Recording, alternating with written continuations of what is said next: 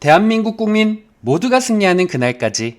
안녕하십니까, 알뜰맨입니다. 어제는 정말 놀랄만한 지수의 움직임을 보였습니다. 어떤 이슈들이 있었는지 같이 공부해 보도록 해요. 골드만삭스가 연준은 올해 3월부터 4차례 금리 인상을 예상을 했고, 대차 대조표 축소는 이르면 7월부터 할 것이라는 전망을 했습니다. 이는 월스트리트가 중앙은행이 인플레이션을 억제하기 위해서 긴축을 공격적으로 시도할 것을 예상하고 있습니다. 이로 인해서 10년물 국채 금리는 1.51%에서 1.81%로 상회를 하며 장중 하락폭을 키워나갔습니다. 하지만 저가 매수의 유입으로 인해서 금리가 안정이 되었고 시장은 반등했습니다. 다우는 마이너스 0.45% 하락, S&P 500은 마이너스 0.14% 하락, 나스닥은 0.05% 상승, 원달러는 0.05% 상승을 했고, 빅스 지수는 3.41% 상승을 했습니다. MSCI 코리아 ETF는 1.56%, 2년물 국채금리는 0.04% 상승, 10년물은 마이너스 0.91% 하락, 30년물은 마이너스 0.74% 하락한 수치를 보여주었습니다. 일단 상승 종목 이슈로는요, 증가가 있었는데요. 모바일 게임 회사입니다.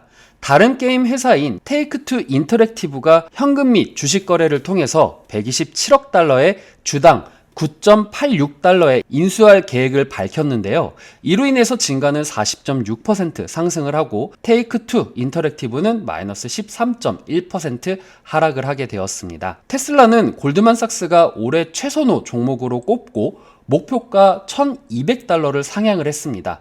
이로 인해서 3.03% 상승을 하게 되었네요. 모더나는 CEO가 가을 출시를 목표로 전 세계 공중보건 리더들과 함께 오미크론 변종을 목표로 하는 부스터를 개발 중이라고 말을 했습니다. 부스터가 곧 임상시험에 들어갈 것이다 라고 덧붙였는데요. 이로 인해서 9.2% 상승하는 모습을 보여주었습니다. 다음은 에이프리아입니다.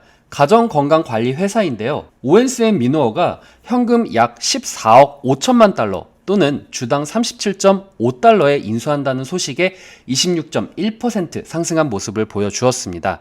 오웬스앤 미노어는 위와 같은 이유로 3% 상승을 한 모습을 보여주었습니다. 틸레이는 대마초 제품 수요의 증가로 인해서 매출이 1년 전보다 약 20% 증가가 되었다라는 소식에 13.5% 상승한 모습을 보여주었습니다. 다음 하락 종목 이슈입니다. 나이키는 HSBC의 투자 의견 하향 소식에 마이너스 4% 하락한 모습을 보여주었고요. 다음은 룰루레몬입니다. 월요일 오미크론으로 인해서 직원 부족과 감소된 매장 시간이 결과에 영향을 미치고 있기 때문에 4분기 수익과 매출이 예상 범위 하한선에 도달할 것이다 라고 말을 하면서 마이너스 1.9% 하락한 모습을 보여주었습니다. 카디널 헬스 같은 경우에는 건강관리 회사인데요. 글로벌 공급망 제약으로 인해서 인플레이션 영향이 더 커지고 물량이 줄어들 것으로 예상을 하면서 마이너스 5.9% 하락한 모습을 보여주었습니다. 에어비앤비는 피퍼 샌더가 비중 확대에서 중립으로 주가 하향 조정을 했고 회사도 목표 주가를 하향 조정했습니다. 피퍼 샌더는 여행 패턴이 2022년도에 팬데믹 이전 추세로 돌아가려고 하고 소비자들은 전통적인 숙박 및 항공 서비스 회사에 더 많은 관심을 가져야 된다라고 말을 하면서 마이너스 3.2% 하락한 모습을 보여주었습니다. 다음은 암호화화폐 관련 주식들인데요.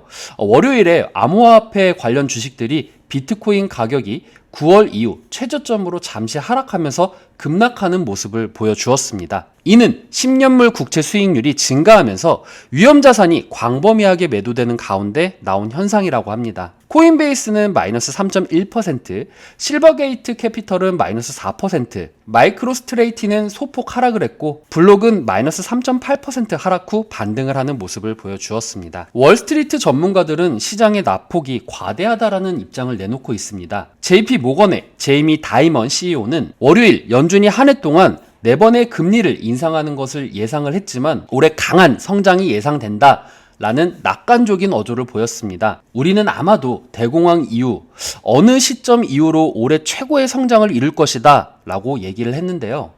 시장은 경제와 무관한 자체 변동성이 있을 수 있으며 시장을 정당하기 위해서는 이러한 성장이 필요합니다 라고 이야기를 했습니다. 우리는 올해 금리가 오르면서 더 큰 변동성을 가질 것이다 라고 예상을 했습니다. 아담 스파커는 월요일 나스닥 복귀가 고무적이라고 말을 했습니다. 나는 이것을 더 낙관적으로 볼 수 있는 기회로 보고 있다 라고 말을 했는데요. 기술적인 움직임이 없는 재택근무든 실질적 이익을 내지 못하는 소프트웨어 회사등 간에 오랫동안 과대평가되어서 여전히 훨씬 더 하락하는 개별 증권이 있다라고 생각을 합니다. 금리가 오르고 있기 때문에 이 모든 것이 무의미하다라고 말을 하는 것은 일종의 주니어 대표팀입니다 라는 표현을 쓰기도 했습니다. 부분적으로 할인을 받은 기업은 더 관심을 가져야 된다라고 이야기를 했습니다. JP모건의 마르코 콜라노빅 수석 전략가는 12월 FOMC 의사록 여파에 따른 위험자산 조정폭은 분명히 과도하다면서 시장은 더 높은 금리를 견딜 수 있으니 저가 매수를 하라라고 이야기를 했습니다. 바이털 릴리지의 아담 크리사플리 창립자는 기술주가 부진한 흐름을 이어가면서 순환주와 가치주 또한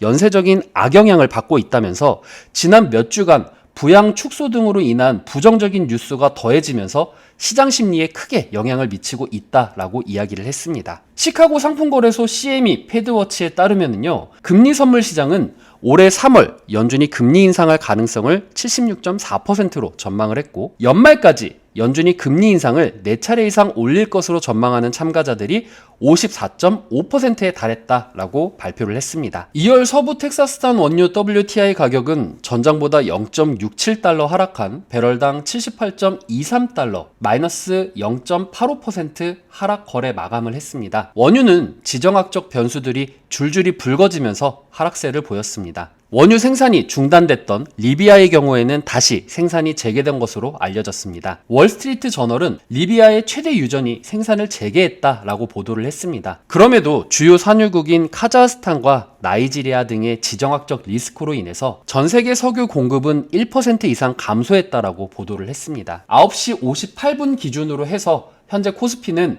0.32% 상승하는 모습을 보여주고 있는데 외국인들이 사는 모습을 보여주고 있습니다. 코스닥은 마이너스 0.52% 하락하는 모습을 보여주고 있는데 개인들이 사는 모습을 보여주고 있습니다. 우리가 변수로 바라볼 수 있는 것은 화요일, 수요일, 목요일의 경제 이벤트입니다. 제롬 파월 연준 의장은 화요일 상원 패널에서 열리는 지명 청문회에서 증언할 예정이며, 라엘 브레이너드 연준 총재의 부의장 지명에 대한 청문회는 목요일에 예정이 되어 있습니다. 청문회는 통화정책의 미래에 대한 핵심 정보를 제공할 수 있습니다. 또한 소비자 물가지수가 발표될 예정이며, 다우존스의 추정에 따르면 전년 대비 7.1% 상승할 것으로 예상이 됩니다. 도매가를 나타내는 생산자 물가지수는 목요일에 예정이 되어 있습니다. 굵직한 경제 이벤트들이 준비가 되어 있고, 청문회 발언과 CPI 수치에 의해 지수에 영향을 줄 수 있는 가능성은 충분히 크다라고 생각을 합니다. 때문에 우리가 이번 주